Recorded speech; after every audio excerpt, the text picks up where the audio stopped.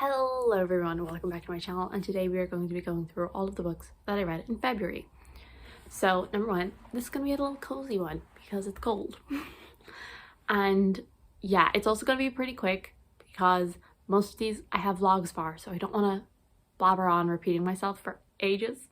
So we're going to keep it pretty brief, though I say that a lot and then I ramble on for like an hour, so we'll see. So last month I read 3,891 pages across 11 books, and I listened to about 35.4 hours of audiobooks. I read 1 contemporary, 6 fantasies, and I read 4 fantasy romance. Can you guess why? For our format, 3 of them were audiobooks, 6 of them were ebooks, and 2 of them were physical books. So the audience breakdown is actually like one of the most varied I've ever had. So I had 4 adult, 1 children's, 2 middle grades, 3 new adult, and 1 young adult. So we got a bit of everything. And then for star rating, I gave out 2 2-stars, 3 3-stars, and 5 4-stars. It would have been so much more satisfying if it was 4 4-stars, but unfortunately, that is not the way it worked out. And that gave me an average rating of 3.3, so not great. So the first 4 books that I read in the month were all for a reading vlog where I tried fantasy romance. I'm going to leave my video that I made on it linked because I don't want to talk about it for too long, but of course I'll give you some brief thoughts. So the first book that I read for that vlog was The Bridge Kingdom by Danielle L. Jensen, and I gave that 3 out of 5 stars. So this one, it follows our main character Lara, I think. It's been a while, okay? And she is going to be going through with an arranged marriage, and she believes that this man that she is marrying, that he is like really evil. This bridge that they own is stopping all sorts of trade, and they basically have a monopoly over everything that is going on. And so she is going there with the job to gather information and maybe kill him. I did enjoy this one. I think it had a lot of aspects to the story that I did enjoy, but it just didn't quite get there. And it was a problem that I had throughout that reading vlog, was that it just, with fantasy romances, it doesn't reach the complexity of like a fantasy that I like. All of the politics and scheming and all of the world building and all of that. But it also didn't reach my standards for a romance. Like there was definitely moments where there was like some really good chemistry seen between the characters, but overall I felt like it was lacking. It just kind of let me down on all points. But yeah, it was very fun. It was very readable. I am probably going to continue the series because I'm interested to see where the second book will go. And yeah, overall I had a good time with it. So then the second book that I finished for that vlog was From Blood and Ash by Jennifer L. Armentrout, and this one is obviously one of the most hyped ones probably. Unfortunately for me, it was a 2 out of 5 stars. So this one, it follows Poppy, and she is the maiden. She's never supposed to be touched, and there's a lot of really strict rules on her, and she likes to bend these. And then one day she gets a new guard, and obviously romance happens from there. And I did not enjoy this. That's not true. I did like it at points. It was very fun. I was like just like putting on the audiobook and just like able to relax, not have to worry about anything. It's not very heavy. It doesn't take a lot of energy. And it was kind of going up and down between 3 and 4 stars. So there was like a lot of things that like intrigued me about the story and kept me like going, but then there was just things that kept holding me back. And I just absolutely hated Hawk as a character. I do not like that kind of alpha, territorial love interest.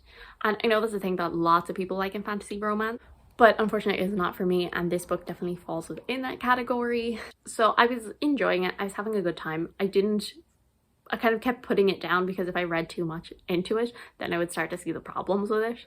But then the last 20%, everything that I liked and found interesting just went down the drain. The plot twists were predictable and annoying, and I absolutely hated the last 20%. That was like 1 star, and it's only because like I had so much fun in the first however long that I ended up giving it 2 stars, and I'm not going to continue. despite what some people are trying to convince me. Then the third book I read for that vlog was Radiance by Grace Raven, and I gave this a 4 out of 5 stars. This was definitely the biggest surprise of that because this was the one I knew the least about. And yeah, okay, I really enjoyed this. So we follow 2 characters from different species, and they, again, another arranged marriage. They are disgusted by each other. They do not find each other attractive or anything like that, and that made for such a funny dynamic between them. And I absolutely adored this because it was kind of a friends to lovers kind of situation. At the very start of the book, they meet each other before their wedding and they don't realize who they're talking to, and they speak very openly about each other, and they're like, oh my god, I do not get your people at all. And then they realize, oh, this is the person I'm marrying. And so because they've already been so open and honest with each other, they're like, hey, we know how each other feels. Let's not pretend to feel any other way. We can be honest with each other. We can be friends, and we just don't have to worry about any of the romance stuff. This is purely political, but we can perhaps get a friendship out of it. And then, of course, romance happens, and it's so good. Oddly enough, this one I think is the most romance, and it just happens to be in a fantasy setting. There is not a lot of fantasy plot in here, and I think that's why I enjoyed it the most. With the other 3 books for this vlog, I think that they tried to balance the fantasy and the romance, and so neither of them got fully developed for me. Whereas this one, it wasn't really trying to be very complicated world building, but there was a little done, and it was mostly just trying to be a romance that happened to be in a magical place, and I loved it. And I'm not sure will I continue that series because, like, there was like 20 pages near the end of the book that like threw in some fantasy plot, and then it got like resolved very quickly. And like I was okay with that because it was like having such a good time. But then like the epilogue seemed to be like hinting that there's gonna actually be plot in the next few books, and so I'm not sure do I want to do that. And the 4th book that I read for that vlog was Fortuna Sworn by KJ Sutton, and this is another 2 out of 5 stars for me. I just did not like this at all. Like, at least with like From Blood and Ash, like it was a really quick and fun read, and like even though I didn't like where the story went, I had a good enough time reading it. Whereas with Fortuna Sworn, I did not care one bit about anything that was happening in the story. This one follows Fortuna, and she is the last of her kind, and her brother has been missing for years, and then a fairy shows up and is like, I know where your brother is, I'll take you to him if you marry me. And so she does. I just did not care whatsoever. Everything was so convenient, I think, in this story for her, because supposedly she's doing some really dangerous stuff. I'm trying to keep it vague so I don't spoil it, but supposedly she's doing some really dangerous stuff that has killed so many people before, and she does not have that much experience with this magical world because it's an urban fantasy actually. And so she's lived most of her life in the normal world. And yet she immediately can figure it out when people who are way more familiar with the world couldn't. I will say it was pretty fast paced. Like there was constant movement in the story, and I was intrigued by 2 characters, but that was it. I don't even see, there was no romance in this book. I don't get how it is a fantasy romance. I know that the series as a whole is, but I did not get any romantic chemistry or tension or anything from this story. I was just so bored. I didn't like the characters, and as I said, I felt absolutely no connection to them, and I also didn't think that they felt anything for each other. And also I just did not like the writing. There was a lot of mistakes in it. So those are the 4 books that I read for that vlog. So now the next 5 books that I'm going to talk about were all in another vlog, and that was for Polarthon. So again, I will leave that linked so I don't have to talk too long about them. But the first book I read was The Polar Bears Explorers Club by Alex Bell, and I give this a 4 out of 5 stars. So this is a middle grade story. I cannot remember our main character's name, but she wants so badly to be an explorer, but because she is a girl, she is not allowed. We follow them as they are in a very wintry setting. Obviously, it's a polar fantasy. And it's all about kind of the friends and the adventure along the way. And I had such a good time with this story. It was a 4 out of 5 stars, as I said. And it actually made me laugh out loud in places because of the sheer like ridiculousness of things. And like not ridiculous in like a bad way, as in like this makes no sense to the story. Like it is totally supposed to be like absolutely wild and ridiculous and very whimsical, Like, the creativity in this story is absolutely mind-blowing. The way that just like really normal sentences or phrases could be turned into something so magical.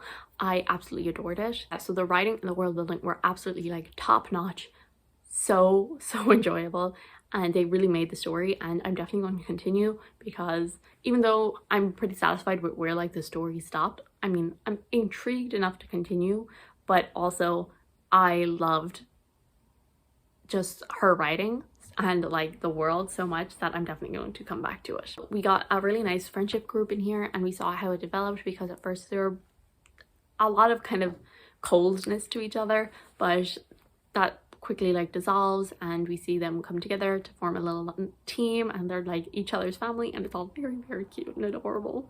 So then the next book I read for Polarthon was The Raven and Reindeer by T. Kingfisher. So I read this one because Ashley from A Frolic Through Fiction and also Jade both absolutely have adored this, and I ended up giving it a 4 out of 5 stars, so didn't quite get the 5-star, but I still did have like a good time with it. This one is a Snow Queen retelling, and we follow Gersha as she has grown up with this boy who is her friend. She is in love with him, and he gets taken by the Snow Queen, and she decides that she is going to go save him.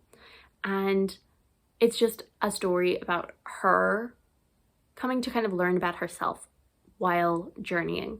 So like the writing was so beautiful, and it so perfectly captured the like cold and icy atmosphere. I loved Gersha as a character. She is quite flawed, and the story is quite focused on her, and it is a lot about seeing her come to terms with things in her life, and her kind of discovering more about herself, because she believes so many things about her and her village and all of this, and throughout the journey she realizes she can be more than kind of what she expects herself to be, and so I really like that. So then the 7th book that I read for the month, and I don't know what, 3rd book for Polarthon, was Echo North by Joanna Ruth Mayer, and I gave this another 4 out of 5 stars. So I listened to the audiobook, and this one, okay, it was going to be a 4 stars anyway, but it was like going to be a pretty low 4 stars until the end, and things got wild, and I loved it. Well, let's rewind a bit to tell you what it's about. So this is an East of the Sun, West of the Moon retelling, and we follow Echo. Her name is Echo, and when she is a child she is scarred by a wolf, and then she grows up kind of isolated from people, and then one day her father goes out to do a job and he never comes back, and then one day she goes searching for him, finds him in the woods, and she makes a deal with a wolf to save her father's life, and so she ends up going with this wolf. So yeah, another one where I really liked the writing and the atmosphere that was being built. I mean, I feel like that's a pretty common thing to say for basically any polar fantasy, but the main thing was the plot, because it is a very classic tale. It is a retelling, and it follows that very familiar kind of cozy story that we all know. So that was just very normal, and it was very predictable, and I wasn't mad about that. I was okay with that. I knew what I was getting into, and so it felt, as I said, it felt very familiar and cozy, and so I was really enjoying it. And then, as I said, when you get to the end, there is some twists, and I just absolutely adored where the story went at the end. Some really fun and twisty ways to change up this original story, so I really had a good time. And then the 8th book was Narwhal, which is a children's picture book about narwhals. So I was struggling at this point of the readathon, so we're not going to talk about this because I literally have no opinions on it. It is a kid's picture book about narwhals. If you have a child in your life who likes sea creatures and would like to learn some facts about narwhals, there you go. The last book that I read for Polarthon was Lost Heart 2, Escape from Aurora, and I give this a 3 out of 5 stars. So I do feel like the 3 out of 5 stars is a lot my fault, not necessarily the book, because I had forgotten quite a bit from the first story, and I thought I hadn't, but it turns out no, there is some details that I could not remember whatsoever. I mean, 3 stars is still not a bad book whatsoever, but I didn't find myself being very interested in the story. I still find that the characters are extremely lovable, and like the illustrations are beautiful and all of that. Like, I like it. I don't really feel anything else towards it. I was just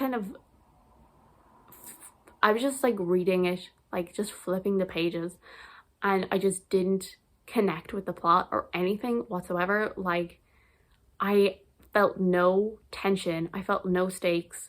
I didn't believe that the characters were in danger at all. And so there was this very weird disconnect. And I do think, again, it could be down to the fact that it has been so long since I read the first one.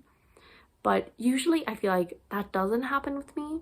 The ending was really good, and I am definitely going to read the final book eventually. So yeah, so that was Polarthon. And then the slump hit. The book I read was My Grandmother Sends Her Regards and Apologies by Frederick Bachman. So this is one of the last Frederick Bachman books I need to read, and I give this a 4 out of 5 stars. So again, this is another one where I think I have a reading vlog. I think I talked about the next 2 in a reading vlog where I'm just very slumpy. I go to see Les Mis. Yeah, good times.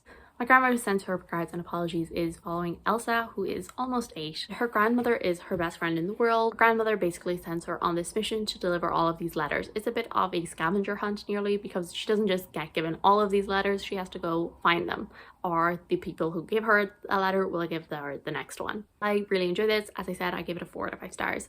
And this one, I still don't know where I'm going to put it on my ranking, but you'll just have to wait and actually watch my ranking when I eventually do it. This is the first time that we actually saw a crossover between his books, because Britt Marie, who has her own book, Britt Marie Is Here, was actually a character in this one, and it's actually set before her story. And so I do feel like maybe you should probably I actually feel like you should probably read this one afterwards, because I feel like when I was learning that stuff in Britt Marie, it made it a lot more impactful, whereas if I already knew about all of it, it wouldn't be the same. Like with all of Bachman's other books, it's a very slow-moving, character-driven story, and it explores their life, their feelings, and all of the people in their life as well. Very similar to all of his other books, it has that typical kind of humor mixed with very deep and emotional, and at times heartbreaking characters. There's something kind of comforting in like reading something so familiar with his stories, but each of his stories, while there's definitely similar traits throughout, each of them are definitely very different and can be impactful in different ways. And this one was unique in the way that our protagonist is actually an 8-year-old. In his other books, a lot of them are older characters, so Britt Marie and A Man Called Ove, they are both older characters, and in Anxious People we follow multiple people, but we mainly follow a father and a son, and the father is again an older character, whereas the son is about middle age. And in Beartown, again, we follow kind of a family unit. And this one, as I said, is written from a child's point of view. And that is a very unique perspective. And I think he did a really good job of it. There was a downside to using this, because the way he decided to do it was basically to create this fictional world Elsa and her grandmother created together. And because of everything that Elsa is going through, she kind of escapes into this world a lot, and she sees all of the things in real life as this fictional world, which that can definitely take a while to get into. So like some characters don't even really have names, they just have nearly titles. It can make things a bit complicated and it definitely can take a bit of getting used to, but again, overall I really enjoyed it. Once you get used to it, it makes the story so much better, because I think it really shows the contrast of Elsa, because she is a very smart child, and I think a lot of times people can underestimate how intelligent children can be. Like, children can be so smart, but she is still a child, and I think that was a brilliant way to show this. And as I said, I really enjoyed it, and once again, it was one that was like quite emotional. And so then the final book that I read in the month was The Bone Chips by R.J. Barker. I read this as part of the Backlist Book Club, which is hosted by Cassidy at Covers with Cassidy, and I will leave her link down below, and I will also leave the live show link down below, because I was invited to be one of the co-hosts, which was very nice. And so if you want full like spoilery thoughts, you can go there. So pretty early in that live show, I basically give you one sentence that sums up my entire thoughts on the book, was that he tried to add so much into the story, but he developed so little of it. And that is exactly my feelings for literally every single thing in this book. So it was a 3 stars. He tried, it didn't quite get there. This follows the world where bones of dragons are used to make these ships. And our main character, Joran, is on one of these ships as basically a prison sentence, and he is the captain, and then this new character shows up and basically takes it from him. and she wants to use this ship for her own means. Obviously, they go out and they are trying to find a new dragon, which has supposedly been spotted. There was a lot of really interesting ideas, and some of the side characters really interested me, but then they didn't get enough page time, they didn't get enough development. So the first however long was a bit slow, we were learning all of these terms, and that was fine. And then we started to get this new crew and all of these people and like how it was going to change the dynamic, and I started to get really interested, and I was so intrigued to see how all of these people would connect into the story. But then none of them got any page time really, and so as I said, he added way too much but then didn't develop any of them. And then there would be, in the plot, there would be this really cool idea, and so this like event would happen, and then it would only last like 3 pages, and then it would be over, and we would just then spend the next, I don't know, 20-50 pages just sailing. And it just, and then again another event would happen and it would only take like 3 pages. And so it just felt like he had so many things he wanted to put in this book, and then but he didn't know how to actually lengthen them and make them exciting and keep you intrigued throughout. And so, as I said, a bit of a letdown. And lastly, what I will talk about with this book is I absolutely despise the writing style.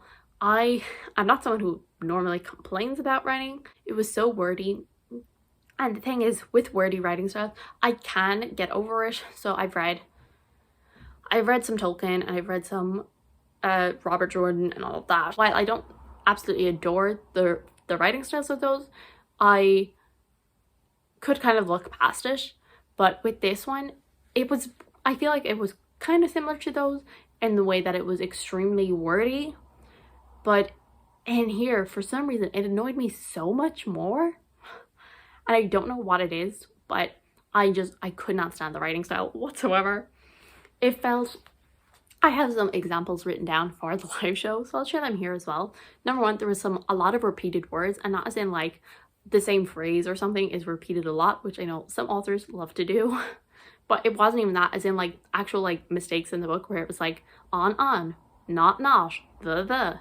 And it's like, you've made a mistake. So those are the 3 that I caught. Also, the author doesn't know the difference between than and then. There was 2 examples of the book where I saw that. So at one point of the book, it was said, so then it's decided. And then was used when comparing something pretty early in the book, but I can't remember where that was. Everything was so over-described, so unnecessary. So violently purple leaves, gloomy underdeck, diadem of sweat, meaty body, greasy water, toothy rock. Some of those were so unnecessary. They didn't add anything to the story. They didn't add to the world building or the atmosphere or anything like that. They were just like, oh, look at all the words I know. And lastly, there were some sentences that were just so forced and unnatural sounding. My example that I have written down for that was whispered from behind him by Anzir. Like, it would be so, I had to read that sentence multiple times to try and understand what the hell that meant. You could have easily just gone, Anzir whispered from behind him. That is so much less complicated, less forced than whispered from behind him by. Like, why would you put it like that? I don't get it. So yeah.